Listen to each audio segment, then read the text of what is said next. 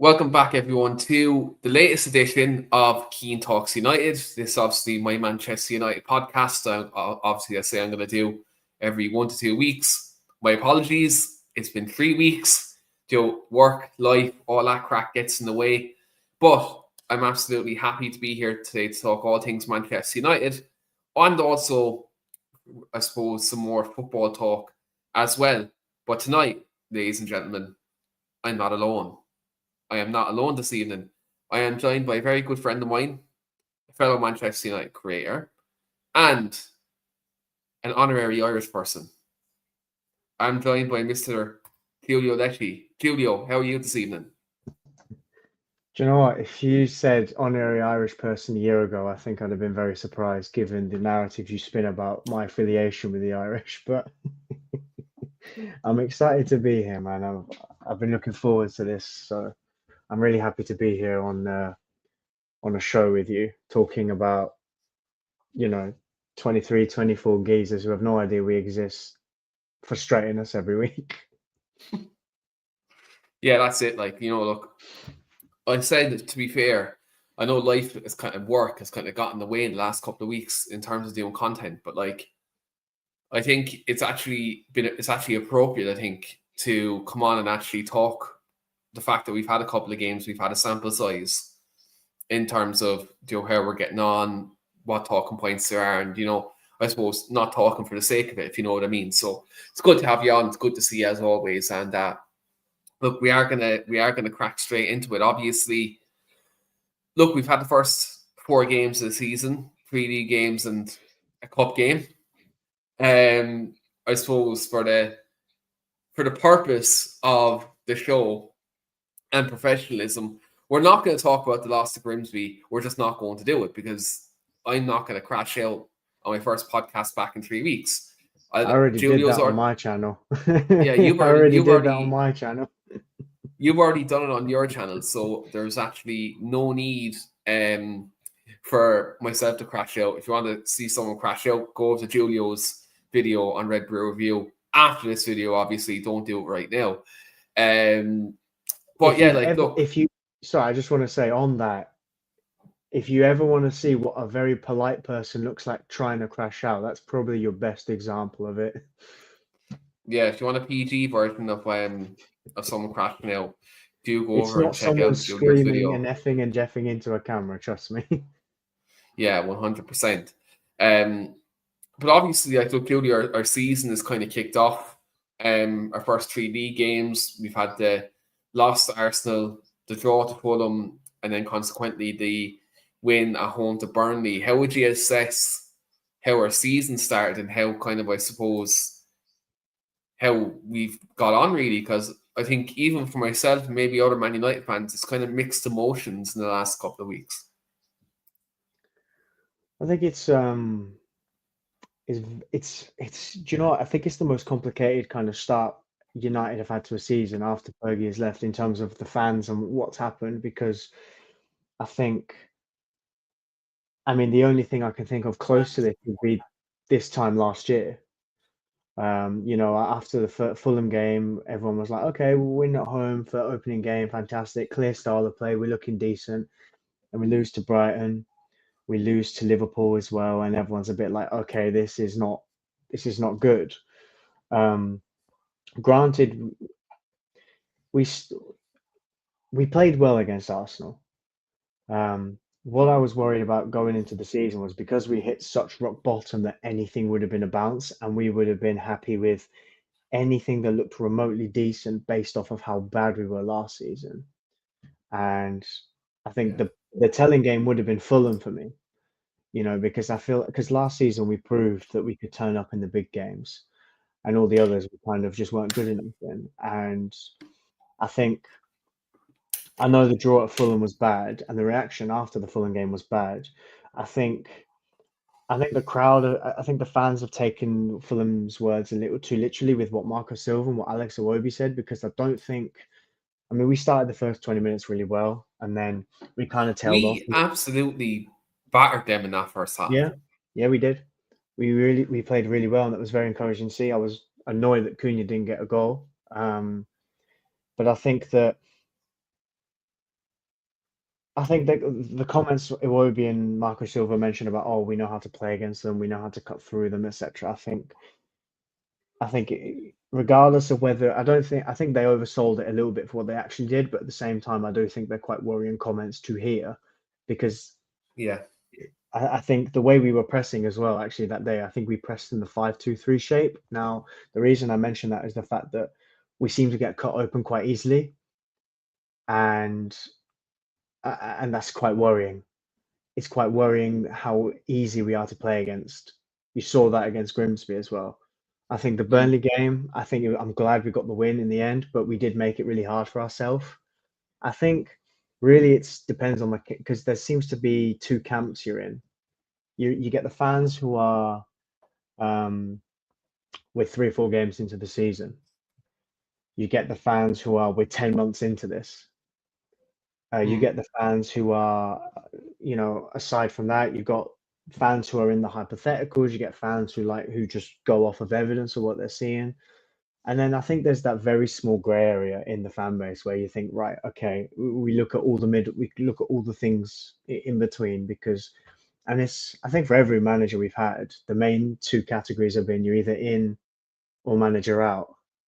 And I've always tried to be in that grey area in the middle where it's like, I'll back the manager. Of course I will. If a manager comes in, of course I'm going to back the manager. I'm going to support the manager. But if the manager goes and loses the next 10 games and then starts setting fires everywhere, I'm not going to justify that he should be staying. Do you know what I mean? Yeah, 100%. I like to see things as they are, but at the same time, I like to take a very nuanced view where I like to look at all sorts of factors. It's why I don't like the margins talk about, oh, we lost against Arsenal because of a keeper mistake. We drew against Fulham because we missed a penalty. We, the Burnley game, obviously, goalkeeper was poor for one of the goals. It doesn't matter about margins, to be honest, because they happen. I don't. Many managers, if Jordan Shaqiri didn't have 2 lucky deflections, Jose might have lasted over Christmas period. And we might not have had that amazing 12-game bounce or whatever it was from Ollie. Do you know what I mean? Every manager you could look at is, oh, but if this didn't happen or if this happened or whatever, margins are a thing of football. You can look at, and that's why I think looking at the data and statistics, we actually look quite good. Doesn't matter though, because while statistically we might look good, there are times where I'm worried about, like our chance creation, for example, looks really good, especially it looks quite good when we're nicking it off the other team, which is fine. Pressing the ball high up, getting the ball back, and trying to be clinical. Like Klopp's Liverpool in the early years were very good at that. That's how they obliterated teams, and to an extent, they still carry that now. But the big difference is when we've actually got possession, sometimes the chance creation is not that sustainable, and we look a little bit hindered at times. And I don't know whether it's the system not platforming the players that are there. I don't know if it's I don't know if it's manager instructions. I don't know if it's just the players with nerves, or they're not used to the roles they're playing. I'm not entirely sure exactly what it could be, but I think that we do look better than we did last season, but there's still a worry with certain things, in terms of personnel in the midfield. I think that's a worry. I think the fact that it seems there's not enough tactical adaptability from the manager, which is quite interesting because in Portugal he was quite good at that. And I think whilst I agree with the idea of the players need to learn the system before I can start making it fluid and tweaking with it, still though, I feel like you can't just run with that. There's still ways he can tweak it. And I think, look, if I be brutally honest, I think while you're saying Martins aren't a situation here, I would say they are. And look, I've been blunt about United in the last few weeks. We've No, had of course, yeah. conversations off camera, and look, I'm not sounding like an Igal here, which I don't want to sound something like that, right? I don't want to sound like someone like Igal here, right? Because Is using that him the as an example. precedent? Your state. Is that the precedent now for you for delusion? For delusion, right? Yeah, he is the precedent for a delusion, by the way. But I can see positives and I can see negatives. I'm very glass half empty, half full with Amram this season. I think the midfield is an issue. I think the defense is okay. Goalkeeper's undecided now because I feel like Lamens. I've never seen the guy play. People are calling baby De Gea. That scares the shit out of me. Not gonna lie, because I know how he started and how the middle was great, but the ending was shambolic. So that scares me a bit. I think up front we've plenty of options, and I said this to Phil and Lee on Talk the Devils last night. I think up front we're pretty good. I think midfield, there's going to be games where the midfield could kill us. I just feel like this season, I know we haven't scored many goals now, but like we're really good going forward. And I feel like if we're going to win football matches this season, like obviously you have to outscore a team to win games. That's obvious. But I feel like that's going to be, we're going to be in games this season where it might be a game where we win 3-2, 4-2.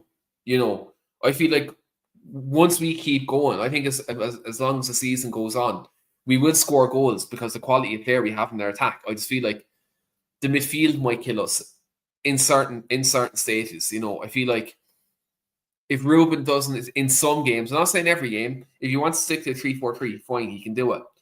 But if in some games where, look, we're coming up against a team that's a bit more physical than us, I'd like to see him in some games, you know, drop one of the, you know, do a 3-5-2, for example, and, you know, go Cunha and Mbeumo split strikers and then play Bruno as a 10 and then play, do a Casemiro and Kobbie Mainoo, you know, because then that way we avoid overloads, you know, in that situation, having the third man in midfield, you know, so, and like we players like Mason Mount, who's been, has been exceptional this season for me. I think he's been a really top player. And I think Ruben Amram, I said this to Phil and Lee last night, I think he has a bit of an issue.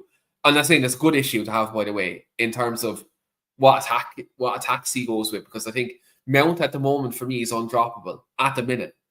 I'm not saying for the season, I'm saying at the minute he's undroppable for me personally.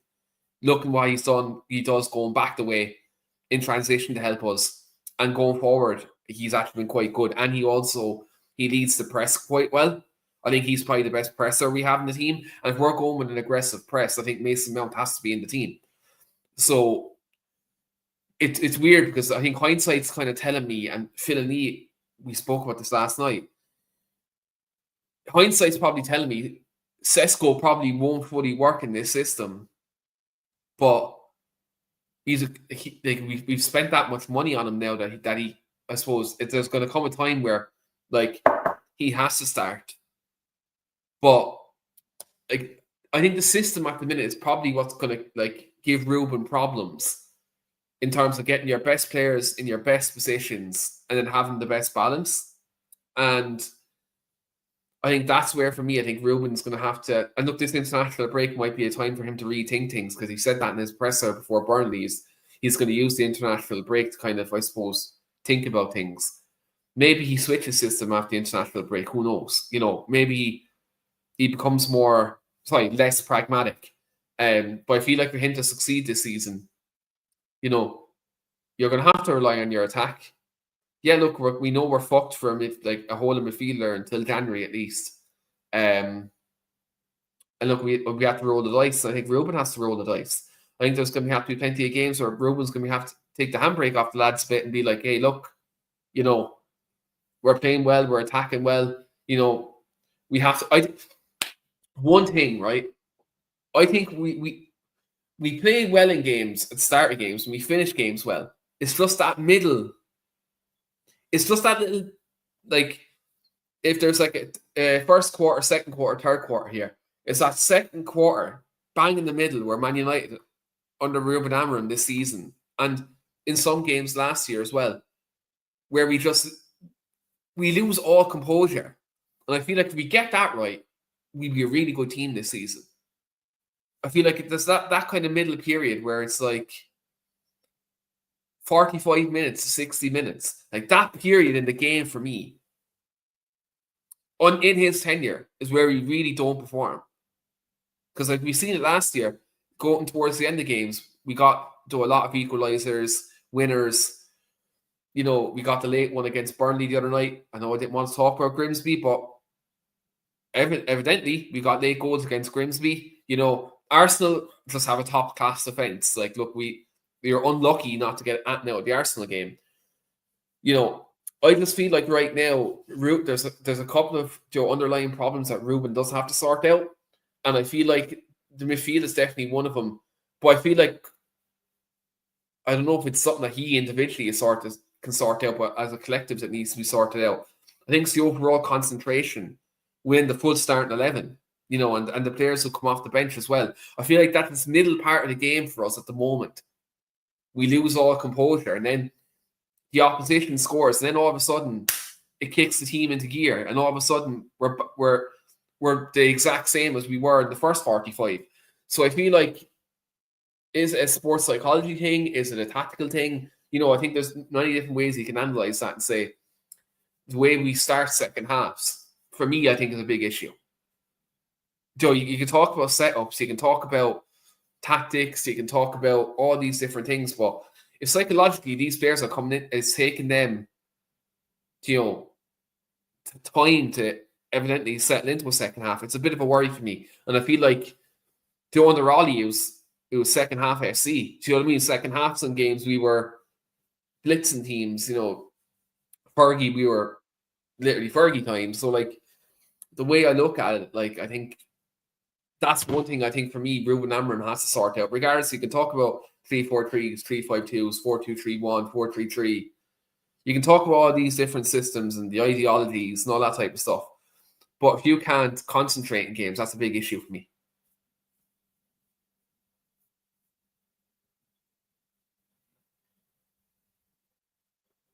I don't know if Julio's connection is gone or he's just sitting there in silence, guys. Can you let me know in the comments if Julio is still here?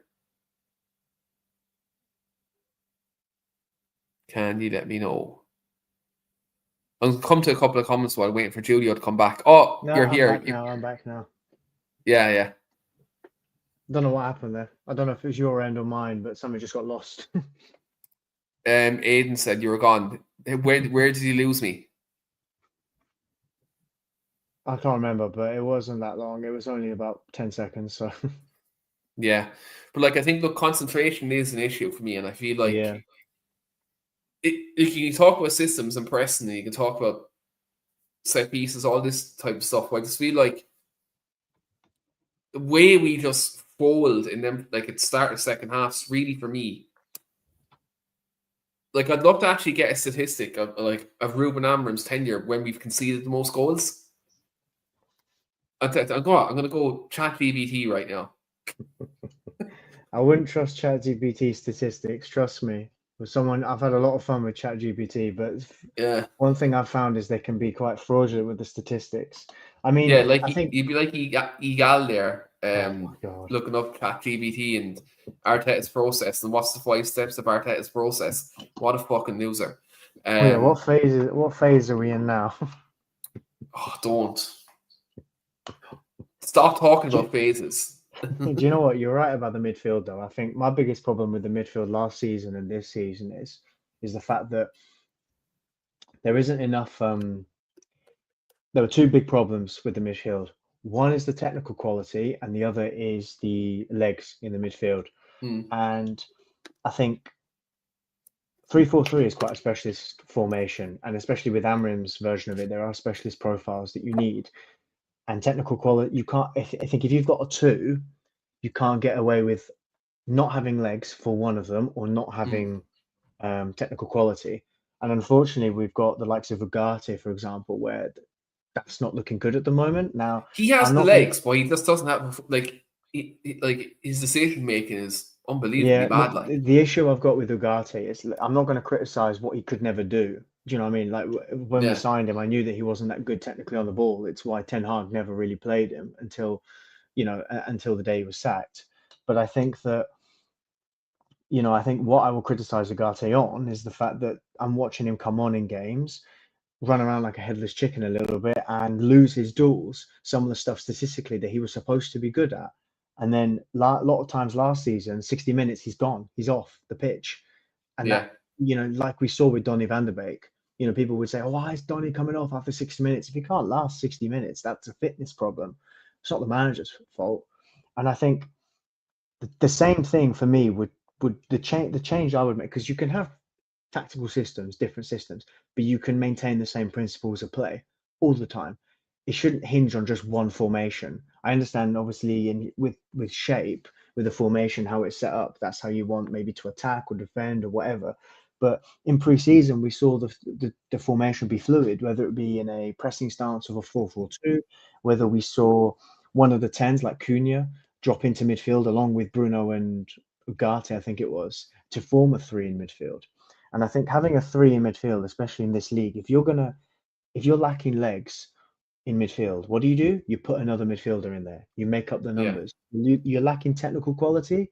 You put another technical decent midfielder in there. What we would save ourselves, the amount of trouble we'd save ourselves if we have a third midfielder in there. We play a three yeah, one two, for example. We've got the right profile of forwards to play with the two up front, whether it be two strikers, whether it be a striker and someone a bit more mobile and a bit more who could play on the wings or can move out wide, like an Mbeumo or a Cunha, a bit more fluid in the front line, or even the Xerxes. Um, but I think if you're playing, even with Casemiro, you don't have legs with Casemiro. Great, you could put Ugarte and Mainoo, you could put Bruno and Mainoo, you could put Ugarte and Bruno, depending on who you're playing against. In the bigger games like Anfield away, say, right, Mainoo, take a seat. We're going to play Bruno, we're going to play Ugarte and Casemiro. That's going to get us through Anfield away, for example. yeah. Do And you know even last season I was just with going the to say, midfield? Yeah, if you're going to play Ugarte, who's not technically that good anyway, you've got Bruno and Mainoo who are good technically anyway. yeah, So I think that would be like a short-term fix for me, but it's not. But that wouldn't be. I would be hesitant to refer to it as abandoning your principles, because your principles still maintain. Defensively, you can play with a three in the midfield, but when you're on the attack, of course, one of them can advance. Like Bruno, can advance as another 10 behind, in and around the two up front. Systems and formations can be fluid. yeah, Pep's 3-2-4-1 was not always a 3-2-4-1. It starts off with a 4 in defensive shape, and then it becomes a 3 when John Stones goes into midfield. Do you know what I mean? So the point I'm making is, like, there are some fixes because you don't have the right personnel in there. It's whether the yeah. manager wants to, it feels comfortable doing that. I'm not sure. Yeah, and the thing about it is, like, there was even times last year where we actually looked solid when we went Bruno, sorry, Casemiro and Ugarte in midfield at times. Like, Mm. physically, we looked better in them games because we could win second balls. You know what I mean? Now we compensate obviously in attack for that. We had to put Bruno further up the pitch, which I think could happen at times this season anyway. Um, depending on who we're playing and injuries I and think all it that needs crack. to. Yeah, it needs to happen. Yeah. But like, even if I look at Bruno's individual numbers, like on and off the ball, he's still doing relatively okay. I think the media's blown up how he's actually playing as opposed to what the situation is like. He's the highest ball recoveries in the Premier League at the minute for someone who can play there. So like, I think, like I said this to Sean during the summer. I think there's some games Bruno can play in that too. In games where we're going to have the majority of the ball, he can be effective there. But it's just about, again, who you partner him with, who the opposition is. Like, these are things that, like, look, like, I'm not mincing my fucking words here, but like, these are things a manager who's earning millions of pounds per year should be able to work out. Do you know what I mean? At the end of the day, so like, I think that Bruno can play in the 8. I think he's more effective. He's better as a 10. Even I'd go as far as say as a false 9 in this system, he could be very, very good. But it's just about, again, who you're playing, what the setup is, who's the players that I'd be playing around them. Like, it's one of them, and I feel like I'm not at the point where I'm Amram out, but like, because I feel like there's many other people at the moment who are just Amram out, who have been staunchly Amram in for the longest time.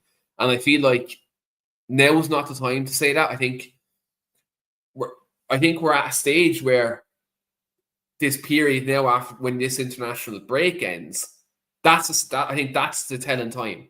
I think when you're looking at September to November, I feel like for me, like one game a week it's gonna be results based business for Ruben. I think from September to November, I'm thinking about this as the way 100%. Ollie got sacked in 2021. I'm looking at this on the same basis as that without Carabao Cup and Champions League. Like I'm looking at this basis and I'm like, you've one game a week between now and then. If we're not in European contention, then or we're not where we want to be in European contention by then I'm having a different conversation because I feel like one game a week, you should be able to translate your ideas to on the training pitch. And also, by the way, like with one game a week and with the amount of time you have in the training pitch, you should be tactically flexible. I don't give a shit. Like that you should be. And like, look, again, I back the club and what they're doing, but I've seen some good out of Amram. I've also seen some very shambolic things, but I don't think it's a time to be screaming manager out just yet. I don't think so. Like, I think you rip it up now, let's say just right now on its own, it's a dangerous conversation and dangerous situation that you're potentially facing there. And I feel like now's not the time to tear it up. But I feel like football is a results-based business. And if these results don't go the way they should be going in the next, let's say, 6 weeks, 7 weeks from next week, then that's a different conversation, I think.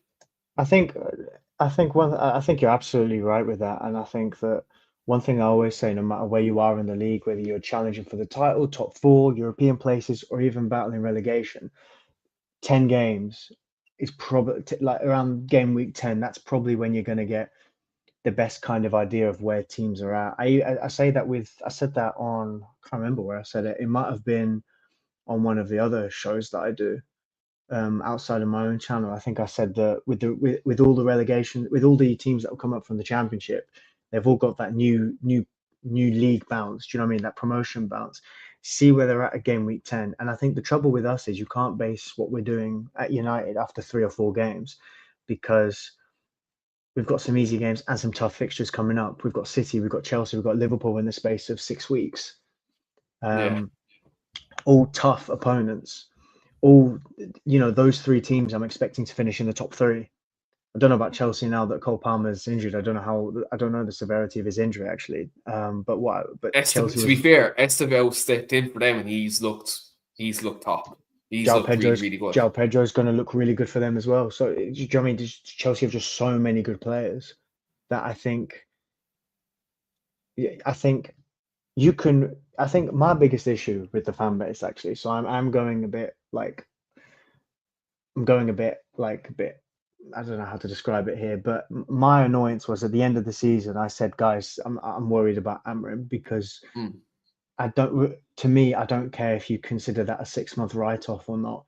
You're still making a compelling case, not just to the board, but to the fans, to the players, what you're trying to build and the results just were not good enough.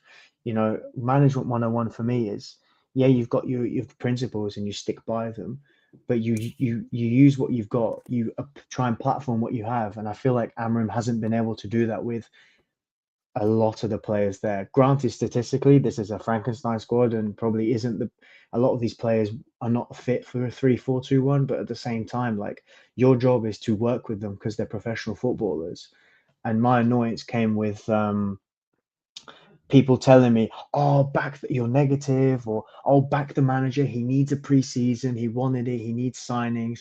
And then after the Fulham game, these same people are going, Amram out. And I'm like, are you kidding me? Like, the worries were always there. It doesn't change after a preseason and 2 games. And then even if people criticize the preseason, saying there are still worrying signs in preseason, they'll still say, oh, you're just being negative, it's only preseason, it doesn't matter. And then these same fans flip-flop, and I'm a bit like, oh, what are we doing here? Yeah, exactly. What are you looking for? What are you looking at here? What are you blindly backing managers for the sake of it, and then because other people do it, and then flip-flop depending on what the court of public opinion says? Like what are we doing here? Yeah, like, look, I think, to be fair, and that's why I think, like, that's the way I look at it. Like I look at this from a perspective of like, yeah, there's wrinkles that need to be ironed out, and I feel like for me, the way I look at this team, and I look at it, like I think there has been some growth since last season. I think there's some area. I think look, the very obvious areas is there for like from like midfield, and I feel like the goalkeeper needs to be addressed as well. Now, was I expecting every area to be addressed in the transfer window? No. Now I got a bit giddy when the Baliba links came out. Not gonna lie, I got a bit giddy. Not gonna lie. I was listening. I was looking at the Shrek 1 scene, every day, saying I'm a believer. I was buying into the hype. You know me. I always get dragged in, Julio. I always get dragged in. Just when you thought I was gone, dragging me back in. Do you know what I mean? Then you try and drag me into it with you. Yeah. If I'm going down, you're coming down with me. But yeah, like the way I looked at this summer was okay. A striker was a must for me at the time. Yeah, I couldn't anticipate the way Mount has fitted in and stuff. I thought Mount was going to be surplus to requirements. I think he's going to be a crucial player this season, just based off the small sample size of games that are there. But I said to me, Rasmus Højlund needed to go. I was very firm on that last season. Very early on, I said, this scrub needs to go. I felt like midfield was an issue. I felt like we could have upgraded on the likes of Garnacho and Anthony. We obviously needed to replace Marcus because he was, like, for me, our biggest loss in attack. Hopefully he does well out in Barcelona. Best of luck to him. And we got that in Cunha. I think Cunha's that X factor that Rashi was. I feel like Cunha's his replacement. I feel like we've really upgraded on Garnacho and Brian Mbeumo. Honestly, I think he's absolutely unbelievable.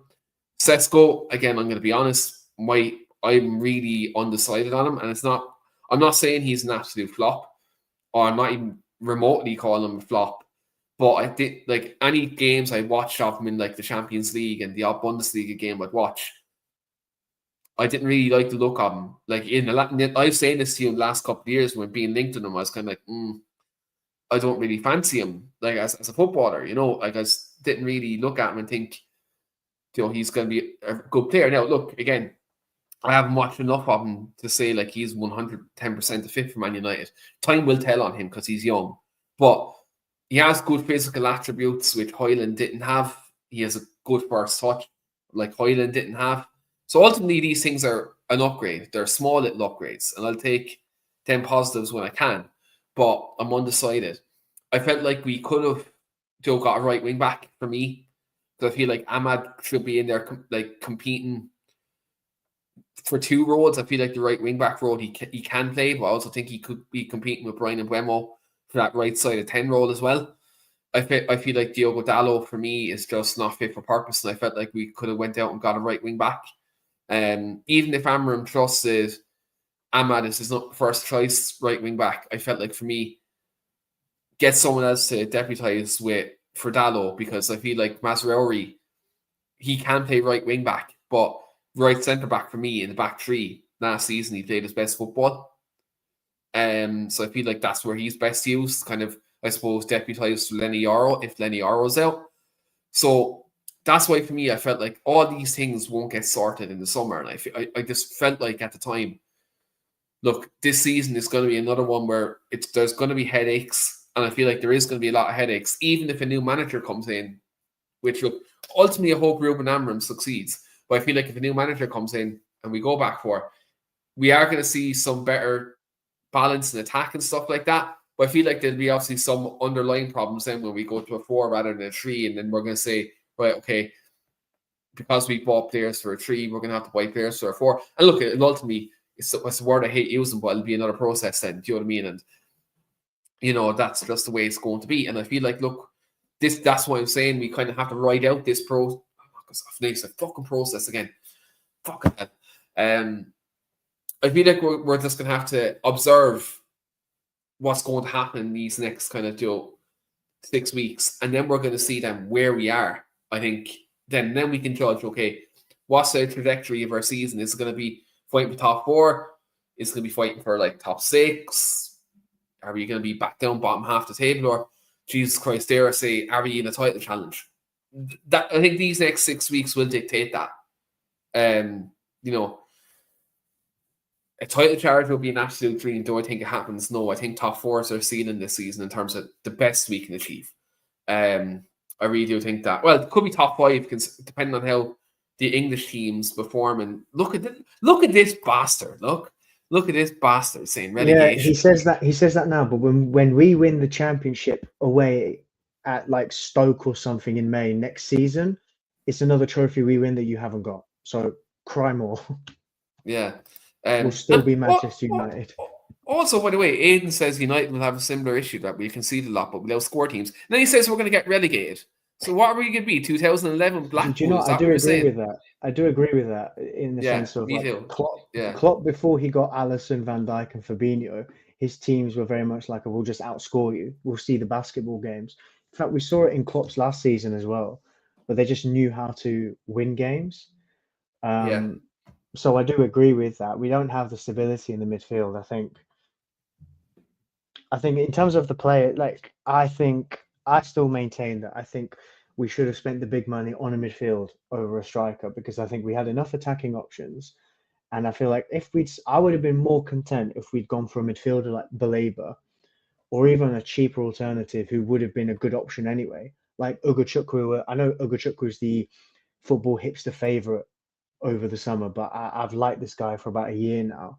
And if we'd got Literally, him instead of Burnley, you and Sean were like bigging up this guy for yeah, ages. I watched this guy come to Old Trafford in January, and I spent more time watching him than probably what else was going on at United in that Yeah. um in that match. You remember the group chat? It was just me and Sean talking about Leslie Watch and whatnot. But but I think if we'd signed Welbeck and maybe a Jamie Vardy on a free, for example, both for Oh about a no. year or two, I would Welbeck, have been. I would have been all right with, but Jamie Vardy, No, come but on now. having both of them, I mean, having both of them on top of the other attackers we signed, because in my head, I feel like Xerxes would be first choice, whereas the experience would be the I backup. don't.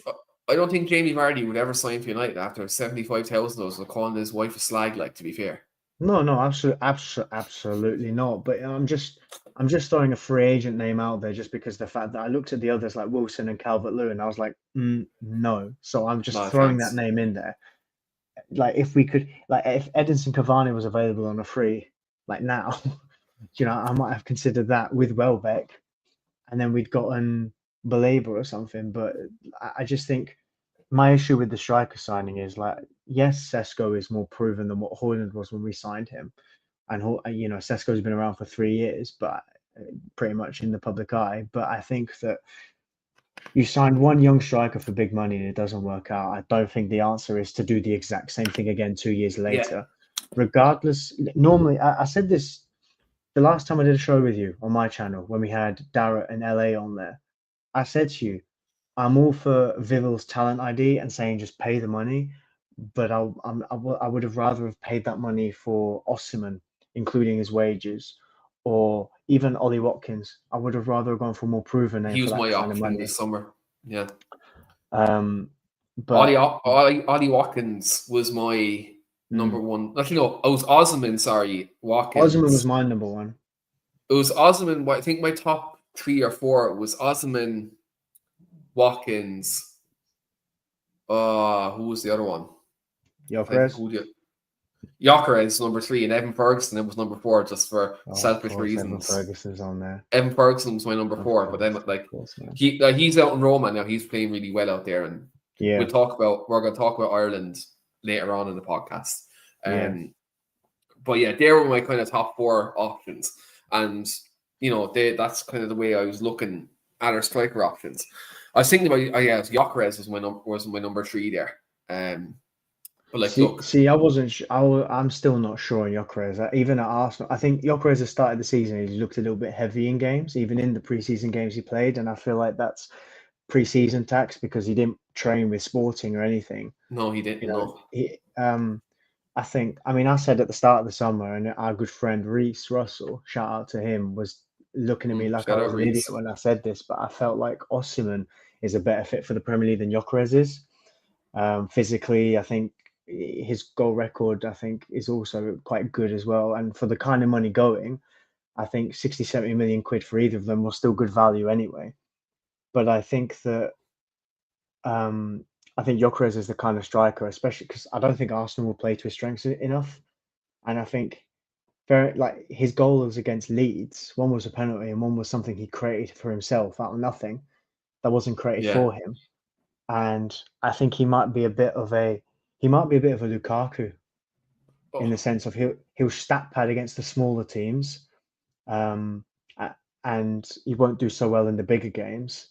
Mm. And he might even struggle from service a little bit, and he might be a 15, 20 goal a season striker for Arsenal. Whether that's good for them or not, I don't know. I don't know what's going to happen with It's an Arsenal, but improvement on. To be fair, I know this is not an Arsenal channel, but just quickly, I feel like if Gyökeres got like 15, 20, and then Saka was chipping in, and Eze chips in, yeah, and obviously Rice and Saliba and Gabriel from set pieces, they'd be all right. I think. yeah, Do I think holding them back as their manager? To be completely honest, I feel like their manager yeah. will hold them back to win I the think biggest having all that trophies. resources and all those goals will be good, especially for them to finish in fourth place this season. I think that will be fantastic for them because I think City will get going. I think Liverpool are obviously the easy favourites being the holders. I think Chelsea are improving. So I I think just as well. Also, I think Spurs for me getting Xavi Simons, getting Colin Morani, players like that. I think Thomas Frank could yeah. get them going. I think I I think think I think Spurs are going to be. I always I I think always say with Spurs, give it a little bit because they all the time start well. The last two yeah, managers they've had before Frank, they started really well. Conte started his full season really well. Um, Ange started really well, and after a few games they were top, and everyone was like, "We've got our Tottenham back," which they sure did for a bit, and then they went and won something, which was fun. But yeah. We won't I, talk I about that. like, We I won't talk about how they really, won I something. really like Thomas Frank as a coach, and I think if he'd gone to Serie A and won a couple of trophies, I would have easily taken him at United because and I got into an argument with someone about this on Twitter more than once actually, and they were saying what's trophy You experience got to argue on do with it? Twitter? Never. Because I said that I want whoever if whether it's whether after Amram, if Amram was to go tomorrow and we were to look for a manager, I want someone who has an experience of challenging for stuff and winning trophies. And they were like, "Oh, what's trophy experience got to do with anything?" I was like, "Well, hang on, fine margins, the fine margins, getting stuff over the line. That really you can't buy that kind of experience in a manager. They either have Managers it who or they have don't. Like, exactly like managers who have that experience of finishing title races or challenging for trophies consistently or getting it over the line, whether it's one-off games or tournament runs or whatever, you can't buy the importance of that. That is essential if you want to start challenging. yeah, And which is why I was like, Thomas Frank would be good, but I don't know if he could do it at such a big jump as well from Brentford to United. Um, and I understand we've gone on a bit of a tangent here. And I think I think going back, what we were talking about, the striker signings. I striker think, signings. Yeah, listen, we have significantly upgraded the forward line. And to be honest with you, I think Hoyland has probably had the best move out of the attacking players we've let go. And I know that sounds crazy when you think Rashford to Barcelona and Garnacho to Chelsea, but Hoyland has gone somewhere where a manager has a track record for turning strikers into like Antonio Conte, what he did to Lukaku. yeah, I feel like this story is quite common, and I've been bringing it up for about a year. But this was the move I wanted him to get for a year, for the whole summer, since the beginning of the summer. And I think even in February, I said Conte needs to get Hoyland on loan, or even a player, because what Conte will do to that guy, we saw this guy forget how to play a striker and start wrestling with defenders. Conte will teach that out of him. We'll be like, what are you doing?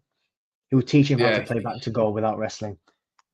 Hoyland, yeah. as Because long as not as long as Napoli don't shit the bed, and as long as Conte doesn't start setting fires everywhere and fully focuses on the team and everything, Hoyland will be a good striker. That's my belief with the manager he's got.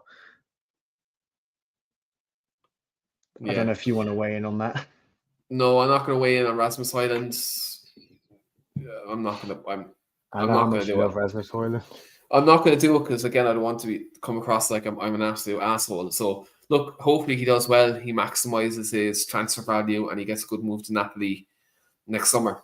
But moving on, actually, because obviously Kobbie Mainoo put out a couple of cryptic social media posts today, and they kind of indicate that he's unhappy. I talked about this to Phil and Neil like last night. We discussed like a player as talented as Kobbie Mainoo would be an absolute shame if it didn't work out for him at Man United. Like we've seen other academy products, have bad endings and not work out. Like for example, if I use two midfielders, like I know the most recent examples people point at will be Rashford, Garnacho. I think Rashford did work out. He just didn't win the big two. He won everything else but the big two. But I think like if you look at his goal scoring and what he done for us in big games, I think ultimately it ended on a sour note. But if you look at it with the element of hindsight, I think Marcus Rashford did work out in Man United. Garnacho, yeah, he won the League Cup and FA Cup. But like, look, I think he could have done a lot better in terms of his performances in games. But look, he's still And his young. attitude. And it's I think that. Oh with yeah, that I goes think without with saying. Garnacho, I was just in the comments for one of your shows with Phil, and I asked like in terms of like, do players when they make that jump, is there really a need for someone to get their arm around the players and say, listen, you need to stay grounded? Because as much as we loved Garnacho, I think it felt like he got a bit too hyped too quickly, maybe by himself. If I know Cristiano was still at the club, half this shit oh, probably wouldn't have happened. exactly. I mean, I know a lot of fans like to compare him to CR7 because, this kid wears CR7 pajamas. But I think that, like, I did see the thing, but I always felt like the kid needed to stay a bit grounded. And Yeah. my thing with Garnacho is a lot of the way he left, the reason he left, it was self-induced. Oh yeah. Granted, his performances were a lot poor last season in the system, and that did like worry me a little bit because it's like just because of the fact that the United way is three words: youth, courage, success. And it's not just a style of play; it's a philosophy of the football club. And with the youth, your system should platform Carrington, and I feel like this system worryingly doesn't do that enough. At least, and I worry that we come to Mainoo Kobbie, yeah. and discuss Mainoo. Kobbie Mainoo is one of the best talents out there. I know people who raved about Kobbie Mainoo ahead of Garnacho before either of them burst into the first team, based on the Youth Cup thing. They're better fans than me watching the all the youth games and that. And I always commend fans who put a focus into watching youth games and that to see what talent there are there. And they would tell me, "Oh, this kid, he's good." I was like, "No, he's not.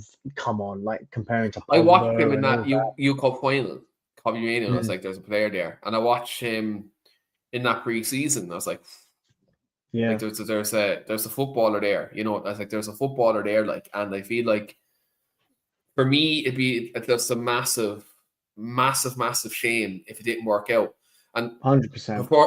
before we sidetracked, that's I didn't want to compare Mainoo's situation to Rashford and Garnacho because they've had like ultimately other No, different no, of course, situations, of right? course. But you know who I wanted to kind of compare him to in terms of like midfielders? I look at two players who were unbelievably talented new setup and ultimately it didn't work out. Pogba and Ravel Morrison. I look at the two of them, right? And I look at how talented they were in midfield. Now, granted, again, there's other mitigating circumstances. But I look at the two of them and I'm like, Kobbie is just as talented as them two boys were Yeah, at youth level. I think, Because I think, Pogba and Ravel Morrison were ridiculous that age. mm, Pogba, when he came back to the club, was ridiculously oh talented, my God. That and it didn't work development he out. had at Juve did absolute wonders for him. I remember the summer we Yeah, brought him back, watching him in the Euros. I, I think I just remember watching him that season at Juve and thinking, this guy is so good. yeah. Of course, I understood. I agree with this comment, by the way, 100%, because I think there's only so far you can go with your with your with your ego, yeah. And when the yeah, ego takes exactly. over, that's when you sever ties. But like, do you want to look at how talented Kobbie Mainoo is? And look at how it So didn't good. work out for Pogba, and then we brought Pogba back years later for like 90 million. Mm. I don't want that situation to happen. Ideally, I'd rather see him nurture his talent here. Earn your stripes here. Lead Yeah, us to trophies like you already helped us win the FA Cup. Like, do you know what I mean? So I think Ruben Amorim needs to, like, again, it comes down to the manager. It also, look, and I'm going to be honest, it comes down to the player as well. How much do you want it? Make yourself an issue, but don't make yourself an issue in a Garnacho type of way. Make yourself an issue with your performances on the training pitch. When you get the games off the bench, make a stamp. Give the manager a headache in that way. Don't give the manager a headache by vaping and doing all that shit that Garnacho was doing and cheating on his bird and all that. Don't be giving the manager a headache in that part. Do you know what I mean? Give the manager a headache in a way with your performances. Do it that way. So, like from that perspective, I feel like, look, if Kobbie's unhappy and he wants to move on, you know, if Kobbie wanted to move on loan, Lee said it last night on Talk the Devils last night when he said, he likes the fact that Kobbie looked for a loan. It shows he wants to play. Do you know what I mean? And he wants to develop. I like that attitude too.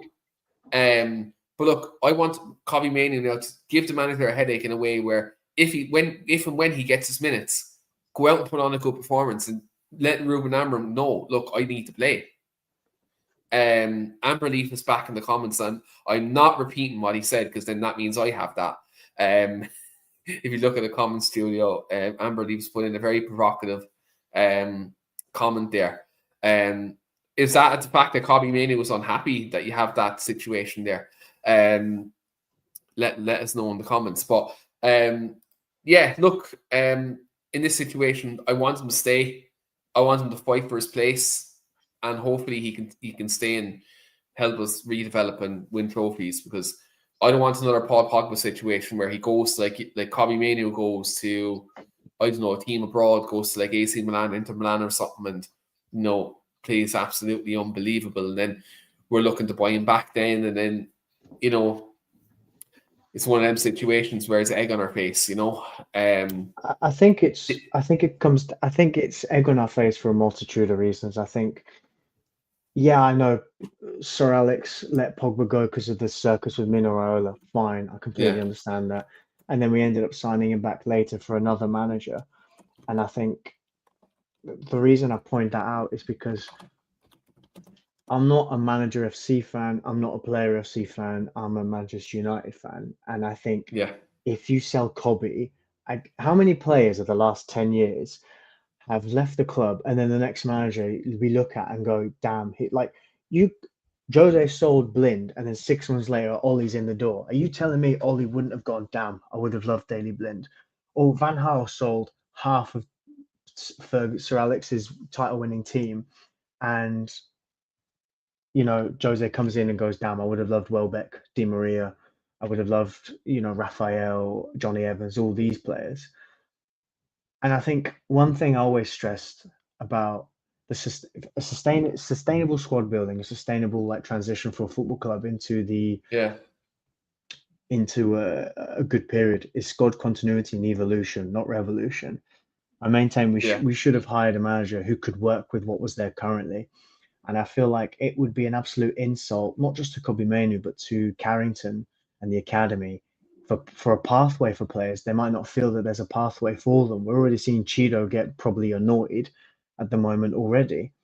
And I think it's, if you sell Kobbie Mainoo, you're basically saying there isn't a platform for academy players at this football club unless they're and when you specialist look at profile. there's players there like Godwill that's there, you have Sekou Kone, you have Jack Morehouse, you have players Some like very that good talents there, who are very exactly. good talents.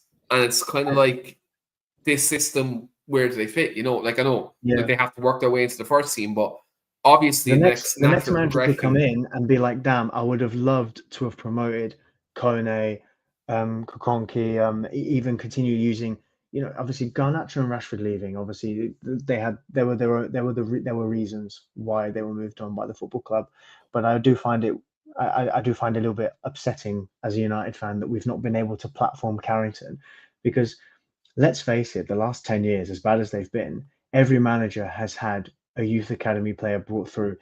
even Mourinho. Forget the fact he fielded an 11 full of academy players. He still gave start. He played Fosu Mensah. Obviously, in his first season, Fosu Mensah obviously had already come through under Louis van Gaal.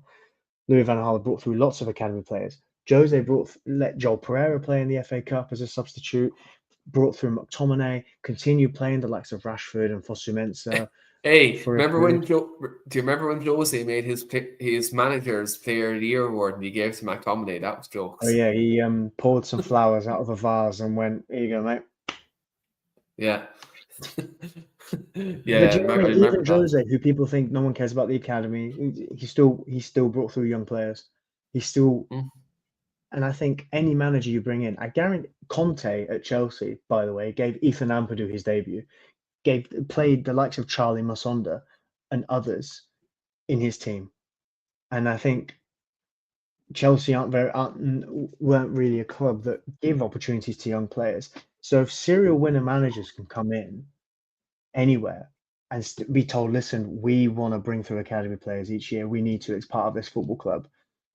I do find it worrying that we have a manager where I'm not sure how much of that we'll see, and that's worrying for It's me. mad That's then because worrying for the he academy. played the 17-year-olds for Sporting at right wing back. Do you know what I mean? Mm, Like it's mad. Look, yeah, he's the manager is still learning about the Premier League, but fucking hell, like you're here since November last year. I think the learning period is kind of over now. You should know what it's like. Um, but on that, obviously, we will move on from Manchester United because I'm going to talk about something a bit more positive right now, which is obviously it is the international break and the World that Cup is not qualifiers. positive. Don't lie to me. It is. I hate the It's very. international break. I love the international. Well, in the last kind of 2 years, with how bad Man United have been, I actually like the international break because my country is developing. That Oh God. so obviously, Ireland's World Cup qualifier campaign's kicking off tomorrow against Hungary. Um, I'll actually be there tomorrow in the Aviva. Can't wait. Um, obviously, Heimer Hallgrimsson has come in over the last 12 months and started off a bit rocky, but I feel like he's after settling in, and we've seen a lot of kind of, I suppose, better performances and better results. And there's actually like in even Irish media are optimistic going into this qualifying campaign, which is never the case. Like it never is the case. Our media on our international team are as bad as what the English media are with Man United. Like they're really really negative, and like see even the Irish media be optimistic. It gives me an air of optimism that like anyone who I speak to at the moment, they're seeing players like Nathan Collins come in. They're seeing players, like Ferguson going to Roma and playing well. Troy Parrott unfortunately just got injured the other day. He's smashing it in the Dutch league. Mm. Like a lot of our attackers have come back from injury. Mikey Johnson's doing well at West Brom. Like I look at this qualifying campaign and I look at our group, I feel like we're in a very good place. And I look at the young. I even watched the under 21 game last night, looking at Mason Melia, Rocco Vata, players like that. I know you like that guy very much as well. Obviously he picked Ireland over Albania, so I know you probably want to switch the knife on me now. But you're half Irish now, so you can be 50% Just because of happy about Rocco, is that. that it? I'm half Irish Or just because of Rocco. or your infatuation with Nathan Collins. I know you're going to have to explain that on the podcast here. My Um, infatuation, right? Okay, then. but what do you think about how we've developed over these past kind of 12 months post Stephen Kenny? And do you think looking at our group with obviously being in there, Armenia, Hungary, and Portugal, that we can finally get to our first World Cup since 2002? I mean, yes, I sound very English, but I'm fully Albanian. So I'm one of those weirdos where because I live in England and I always like watching tour. I always in the international break. I don't just watch England. I barely watch England actually in the international break. I think the last England game I watched was the Albania game at Wembley, but I was actually there for that one. And but I always I prefer keeping an eye on the other home nations to be honest, because with England I know what I'm going to get and it's kind of boring. Um, I like what Wales are doing with Craig Bellamy at the moment. I think how Rob Page convinced an entire nation that they were in a transition period, and then this guy's come in and gone, "We're not. We've got a good enough crop." I like the crop Ireland have. I always like seeing the home nations do well, and I think that you've seen many instances of the past where the home nations surprise everyone a bit. We saw it with Scotland in their qualifying for the Euros. Very good. And I think Ireland could do that just as much as Wales can. I don't know about, excuse me, I don't know if Scotland can still do it just because Steve Clarke seems to have lost his marbles a little bit with some of the stuff he's doing. But I think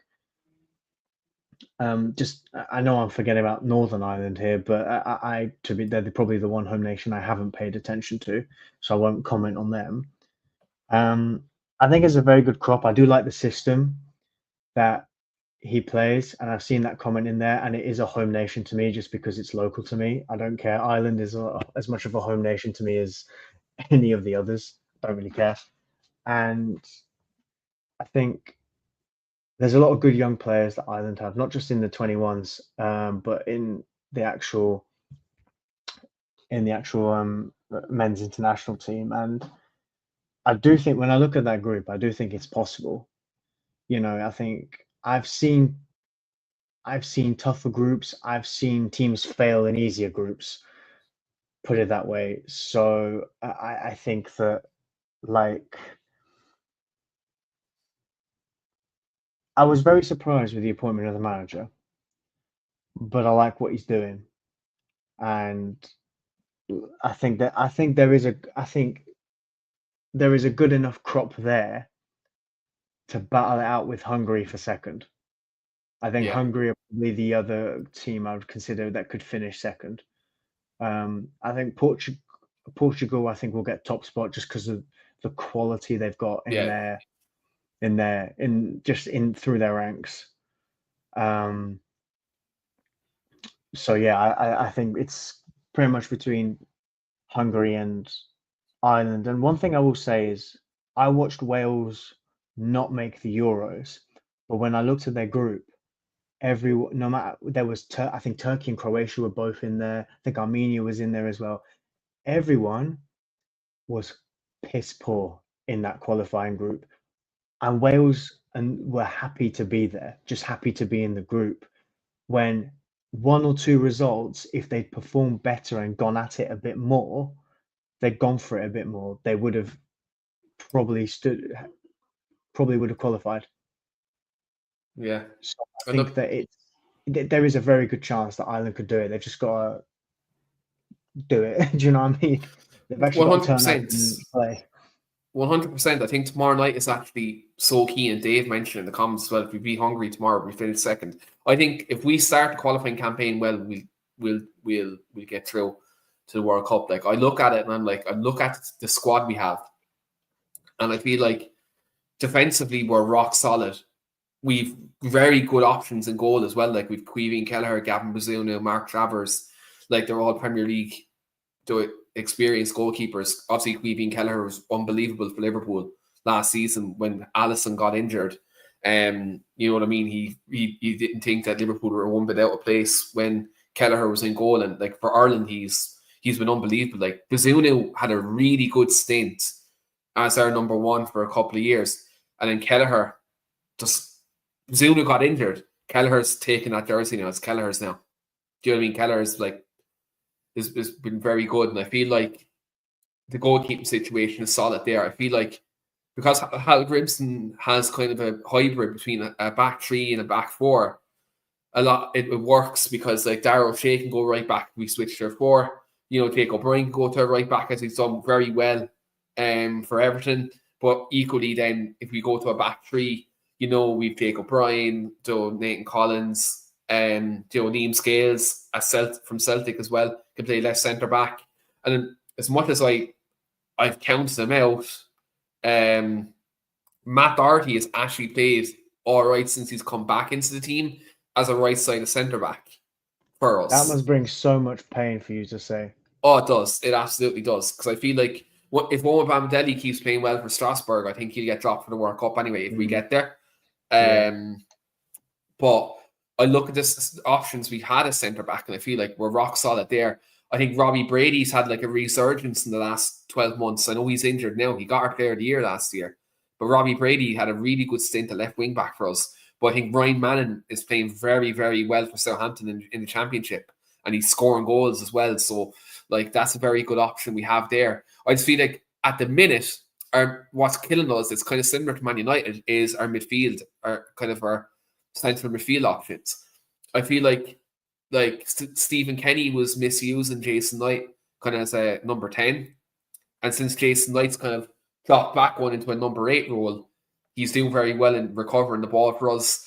You know, I think Josh Cullen has started the Premier League season quite well for Burnley as well. I feel like he's a bit too conservative, but it looks like Kieran Dewsbury-Hall looks like he could be declaring for Ireland very soon. And so if that does happen, there's our number 8. I'd say Knight might get dropped, but I think Dewsbury-Hall comes in, massively upgrades our midfield options there. Like, if I look at number 10, then like we've Finn Azaz, who just transferred to Southampton, but was playing unbelievably well for Middlesbrough in the Championship, especially under Michael Carrick. He was very, very good. And Sammy Smodics as well, just back from injury, who can also either play up front at number 10. So we've plenty of options in the area. I think 6 is probably the biggest issue we have at the moment, because I think Cullen has been a good stalwart, but I feel like sometimes, especially in an Ireland shirt, he isn't as brave as he sometimes is of Burnley, and I feel like sometimes he needs to come out of that shell, for us. And I feel like, I know John Patrick Finn got into the squad. He was playing with Stade Reims in France. He got into the last squad, and he looked like a good option as 6. Now he isn't in this squad. I think kind of Heimer's gone with kind of the players who've been starting regularly in the Premier League and the Championship for this squad. So I feel like he's going for the ready-made. And I feel like with them options we have in midfield, if Cullen and Knight can play well together, and then if Finn Azaz or Smodics, whoever plays in that number 10 role tomorrow, it'll be interesting to see how we do. Like, it's a massive shame, I think, that Troy Parrott is injured, because he was really picking up his form for us, and he's been playing fantastically well in the Dutch league as well. He's been scoring goals like Goodo. So it's good to see that. Obviously, we have options up front. We have options in midfield. We've some options in midfield. I think midfield is probably our biggest concern, but our spine is nearly there. And I feel like if we can get through this group, and then if the likes of Dewsbury-Hall does declare, and who's that other? There's an English player who actually did declare for us last week. I'm trying to think of his name. Sean sent it on to me. Heimer mentioned it in his press conference last week or 2 weeks ago. I'll think of his name now. I can't think of his name. Very highly rated. I get him now. This is killing me because he.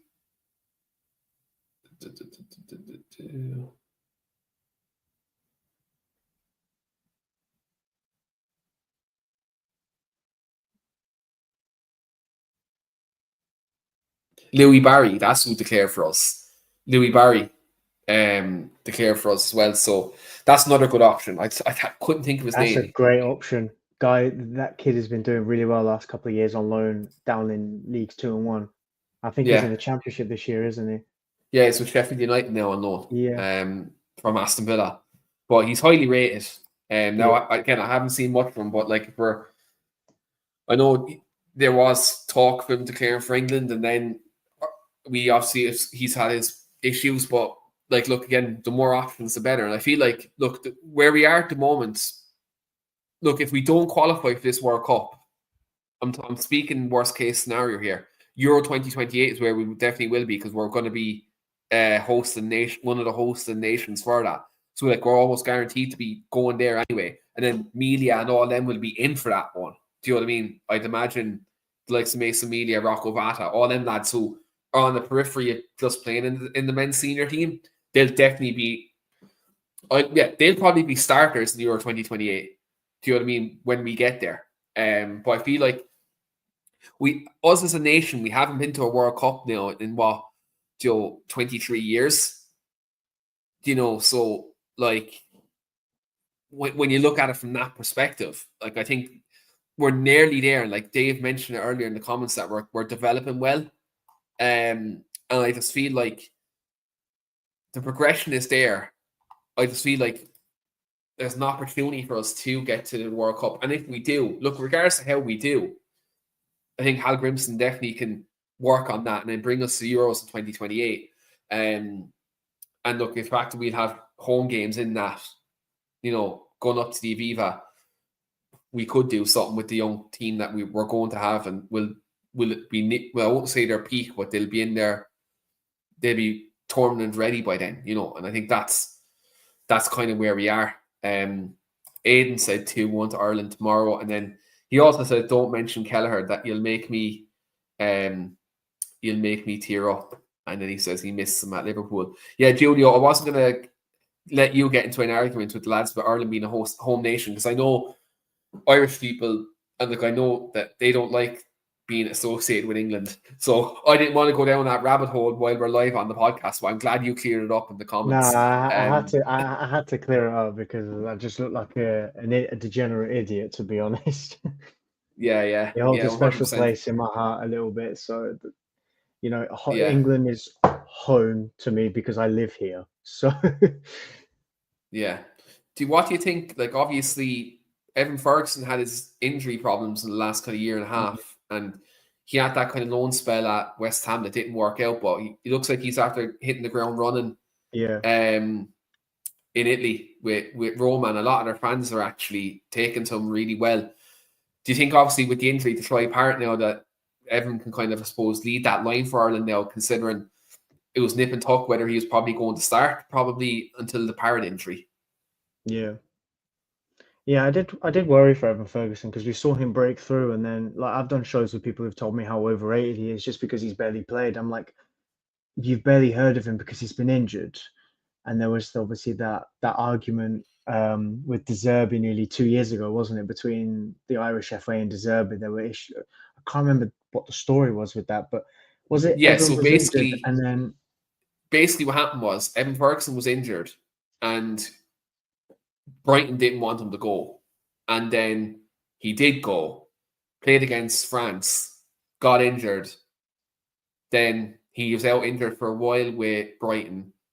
Then Brighton also misused him because he needed a surgery. Brighton didn't give him the surgery until the end of the season.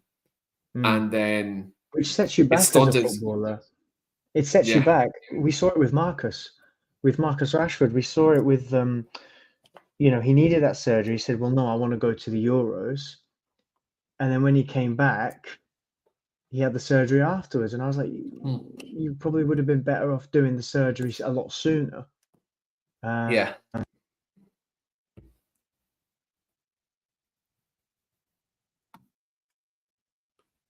Is my audio gone? I think my AirPods went dead. Give me a sec.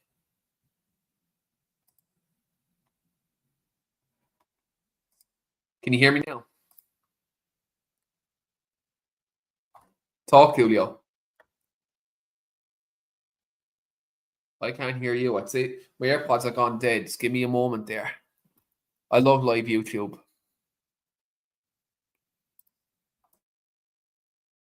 No, you can hear me now, can't you? Yeah, I can hear you now, yeah. Yeah, so my AirPod went dead, and then it reverted to my laptop mic, which is off. So my AirPod was fine. Yeah, maybe. Yeah. Sorry about that. That is what it is. It is what it is. I was going to change the settings now. But yeah, what I was saying was it stunts you. It stunts you as a footballer, and I think it's a good loan move for him. I think going to Serie A as a striker I think can be quite helpful. And I know I'm going to be keeping an eye on him because I could literally try my best not to, but you'll just send me all the clips anyway. So yeah, to be fair, I I've been watching him closely, and I've been watching his games. He's doing well. But look, again, Good. it's just about him keeping fit, and if he keeps fit, like having the likes of him, Troy Parrott, and then Mason Media coming through like fucking hell, you know, we're doing quite well. We finally got our. I'm saying this touch from wood. We finally have the replacement for Robbie Keane. Like, do you know what I mean? We'll finally have that. And it's been like that the last decade. It's kind of like this lad Shane Long's the replacement for Robbie Keane. You know, I remember when Aaron Connolly broke through, it was like, oh, he's the Robbie Keane replacement. Or, you know, we've had a couple of strikers break through in the last few years, and it's kind of like, you know, for me, the ones that look like the Keane replacements at the moment would be Ferguson if he stays fit, and I think definitely Mason Media. I think for me, I'm just watching him in the League of Ireland at the moment, and I'm watching him for the under-21s. The fact Spurs are after signing him, like, you know, it bodes well for his career. I'm going to go for some score predictions then, I suppose, here at the end before we wrap up. So I'm going to go, actually, no, I'll let you go first, and then I'll let you go first as the distinguished guest. I'm going to go. I was tempted to say something crazy like 4-0 Ireland. Just how much I love Ireland and I want them to win. So, no, I think I'm going to go 2-1 Ireland. You went the same as Aidan, and Aidan said 2-1 Ireland as well. I'm going to go for a 1-0 win. We'll score from a set piece. It'll be either Jake O'Brien or Nathan Collins will score from a set piece. I know how much you want it to be Nathan Collins. Oh man, Nathan Collins goal by I'm actually pitch side as well tomorrow. So Nathan Collins scores it in my corner. I'm leaping over the barrier, and yeah, I'm doing an e-slide. Probably getting banned from the Aviva, but like, fuck it. You're definitely going to get your tits out. I know you. You're definitely going to get your tits out if Nathan Collins scores in your corner and comes towards you. Yeah, I'm hopping over that barrier and giving dapping them up. I shouldn't be saying this now because people might think of me as a flight risk. I'm only messing, by the way. I'm not going to do that. He is going to do that, trust me. No, I'm not going to do it. But we are going to wrap up there. Hopefully, Ireland get 3 points tomorrow. And yeah, we start our World Cup qualification campaign with a positive, because right now with Man United, it's so up and down. 1 week's positive, 1 week's negative. It'd be great to kind of go into a game coming out of an international break with a smile on my face, because that would be good. But obviously, don't forget to like and subscribe. Obviously, if you're listening on YouTube now, obviously, smash like the video, hit the subscribe button. Aidan, I am fucking messing. I'm not that fucking stupid. I get arrested in Dublin. I don't want to be in a jail cell. I know Aidan knows this gimmick you're running, Keane, about being this like upstanding individual. It's just a gimmick. Yeah, well, Trevor Wade will be back in the comments. He'll be telling everyone I'm out of jail and I'm a criminal and all this. Even though I took a break off YouTube for personal reasons, but apparently I was in jail. Apparently. That's what he met me. I was a cellmate. Yeah, that's it. But yeah, look, do obviously like and subscribe. I will be back next week. It's obviously Manchester Derby next week, so I'll probably do a show next Friday or next Saturday. Just be dependent on what the crack is. Obviously, I'll be on Talk of the Devils next Thursday with Phil and Lee as well. So do check it out, 8 o'clock next Thursday as well. And if you're listening on the audio platform, do give a star rating and give your comments and feedback as well. I always do appreciate it. But do thank Julio for jumping on this evening. Obviously, do check out his channel, Red Brew Review. Link will be in the video description as well. And yeah, until then, guys, we will see you later. Thanks, Julio.